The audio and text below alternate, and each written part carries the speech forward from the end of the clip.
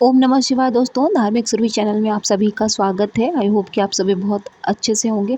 अगर आप पूजा करते हैं प्रतिदिन तो देखिए आपके प्रतिदिन पूजा करते हैं वो तो ठीक है, लेकिन आपको एक अपना इष्ट देव बनाना बहुत ज़रूरी होता है। चाहे आप गणेश जी को बनाएँ, हनुमान जी को बनाएँ, भगवान विष्णु को बनाएँ या फिर आप महादेव को बनाएँ, लेकिन आपका एक इष्ट देव होना बहुत ज़रूरी है।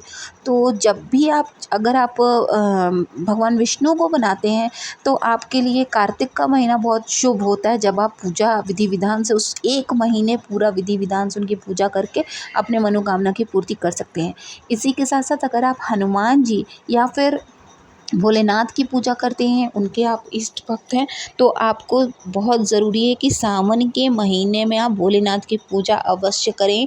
और पूजा कैसे करनी है, नित्य सेवा कैसे करनी है, अगर आप पार्थिव शिवलिंग प्रतिदिन नहीं बना पा रहे हैं तो घर में आप शिवलिंग, ये सबसे अच्छा महीना शुभ महीना होता है जहाँ पर आप अपने घर में शिवलिंग लाकर रख सकते हैं। शिवलिंग का घर में होना, साथ में नंदी महाराज का घर में होना आपके घर से निगेटिव एनर्जी को ले जाता है। साथ ही अगर आप में आपका मन अशांत होता है, आप घर के कुछ जो फैमिली प्रॉब्लम्स चल रही होती हैं उससे आपका मन अशांत होता है, तो उससे भी आपको शांति मिलती है। क्योंकि जब आप घर में शिवलिंग लाते हैं तो आपको प्रतिदिन भगवान को स्नान कराना होता है, उन्हें अच्छे से उनका श्रृंगार करना होता है। तो आपका मन, जितना आप शिव श्रृंगार करेंगे उतना ही आपका मन जो है वो शांत होता चला जाएगा। ये प्रैक्टिकल है, आप इसको करके ज़रूर देखिएगा। इसके अलावा क्योंकि देखिए सावन का महीना आ रहा है तो 30 दिन आप हर दिन प्रयास यही करें कि भगवान को कुछ न कुछ 108 चीज़ों का समर्पण करें। जैसे कि पहले दिन आप 108 बेलपत्र दे सकते हैं, समर्पित कर सकते हैं। अगर आप बेलपत्र समर्पित करते हैं और उस पर अगर आप श्री राम लिखते हैं तो फिर महादेव बहुत जल्दी प्रसन्न होते हैं। क्योंकि महादेव को प्रसन्न करना है अगर, तो उनके आगे उनका नाम लेने की ज़रूरत नहीं है। आपको जय श्री राम भी आप लिख सकते हैं या फिर श्री राम लिख सकते हैं या फिर आप सिर्फ राम भी लिख सकते हैं। ऐसा करके उन्हें एक एक पत्ती आप चढ़ाते चले जाइएगा, 108 पत्तियाँ चढ़ाइए। फिर अगले दिन आपको शमी के पत्र 108 चढ़ा सकते हैं। इसी तरह से आप कोई पुष्प चढ़ा सकते हैं, अखंडित चावल के दाने चढ़ा सकते हैं आप। इसके अलावा आप 108 पंखुड़ियाँ किसी चीज़ की चढ़ा सकते हैं, 108 कमल के गट्टे चढ़ा सकते हैं। 108 करके आप बहुत सारी चीज़ें, हरी मूंग है ना। तो ऐसी कई सारी चीज़ें हैं जिनको आप, जैसे आपने 108 गुलाब चढ़ा दिया, फिर आपने 108 गेंदे के फूल चढ़ा दिए। ऐसे ही करके आप 30 दिन कंटिन्यू या तो महामृत्युंजय मंत्र का जाप करते हुए चढ़ा लीजिए। अगर नहीं आप कर पाते हैं कोई बात नहीं, आप सिर्फ ओम नमः शिवाय, अगर आप पुरुष हैं, और अगर आप महिला हैं तो फिर आप नमः शिवाय ओम का जाप करते हुए महादेव को 108 कोई भी चीज़ जो आपको लगती है, लेकिन हाँ सिर्फ वही जो महादेव को चढ़ता है। जैसे धतूरा के पुष्प हो गए, मदार के पुष्प हो गए, आक के पुष्प हो गए, धतूरा हो गया, है ना। तो यही वही चीज़ें चढ़ाइए जो भगवान को चढ़ाई जा सकती हैं, चढ़ाई जाती हैं। सिर्फ वही चीज़ें उनको चढ़ाकर, भांग की पत्तियाँ हैं, है ना, 108 भांग की पत्तियाँ आप चढ़ा सकते हैं। 108 आप मदार का, आप देखेंगे अपने आसपास आपको बहुत सारी ऐसी चीज़ें मिल जाएंगी जो आप 108 बार जब आप चढ़ाते हैं महादेव को तो उनकी विशेष कृपा मिलती है। इसके अलावा अगर आप प्रदोष काल में पार्थिव शिवलिंग का निर्माण करके हर सावन के हर एक दिन अगर आप पार्थिव शिवलिंग का निर्माण करके प्रदोष काल में पूरी पूजा करते हैं, उनके समक्ष बैठकर आप महामृत्युंजय मंत्र का या तो जाप कर लीजिए या फिर आप सिर्फ शिव चालीसा पढ़ लीजिए, उससे भी आपको विशेष लाभ होंगे। अगर आपको धन से संबंधित कोई भी समस्या है तो उससे आपको छुटकारा मिलेगा। साथ ही साथ आपके घर में माता लक्ष्मी का स्थायी रूप देखने को आपको मिलेगा।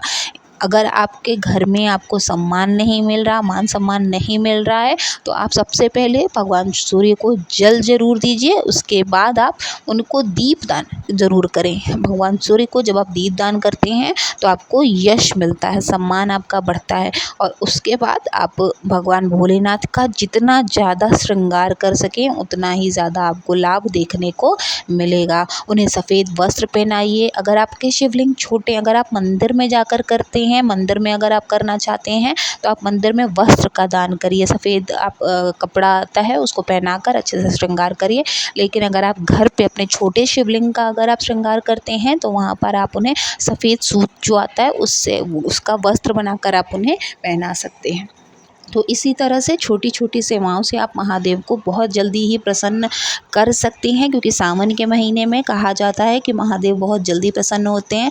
यही वो महीना था जब माता सती ने उन्हें प्रसन्न किया था। साथ ही ऐसा भी कहा जाता है कि यही महीना है जहाँ पर महादेव ने विष पिया था और उन्हें ठंडक प्रदान करने के लिए उनको इतना अभिषेक हर एक चीज़ों का किया जाता है। अगर आप अ, उन्हें अभिषेक करना चाहते हैं, धन से संबंधित कोई समस्या है अगर, तो आप गन्ने के रस से आप हर एक दिन गन्ने के रस से अगर आप उन्हें अभिषेक करते हैं 30 दिन, तो आपकी आर्थिक समस्या से आपको छुटकारा मिलेगा।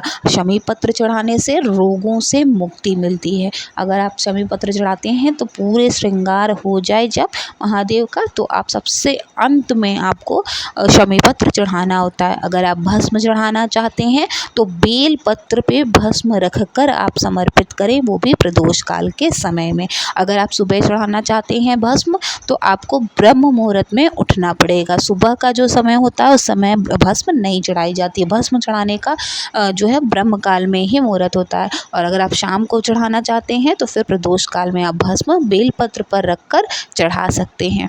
जिन लोगों को पास अपना खुद का घर नहीं है या ज़मीन नहीं है, उनको भी सावन के महीने में जब प्रदोष आएगी या मासिक शिवरात्रि वाले दिन 7 दाने गेहूं के, अगर नई बाली आपको गेहूं की मिल जाती है तो उसमें से निकाल कर चढ़ा दें, या फिर साफ धुली गेहूं के दानों को 7 दानों को महादेव के ऊपर समर्पित करने से और मेहनत और उपाय दोनों ही आपके काम आएंगे। और भगवान चाहेंगे तो अगले साल तक आपका अपना खुद का घर अवश्य हो जाएगा। बस मन में श्रद्धा और विश्वास भगवान के प्रति बनाए रखिएगा। तो आई होप कि आपके लिए वीडियो बहुत यूज़फुल रही होगी। वीडियो अगर आपको अच्छी लगी हो तो प्लीज़ चैनल को सब्सक्राइब कीजिएगा। साथ ही वीडियो को लाइक और शेयर करना ना भूलें, ताकि हम आपके लिए हमेशा सही पूजा और सही विधि, सही जानकारी के साथ लेकर आते रहें। आप सभी के ऊपर महादेव की कृपा हमेशा बनी रहे, इसी उम्मीद के साथ मिलेंगे नेक्स्ट वीडियो में। तब तक के लिए ओम नमः शिवाय, जय माता दी।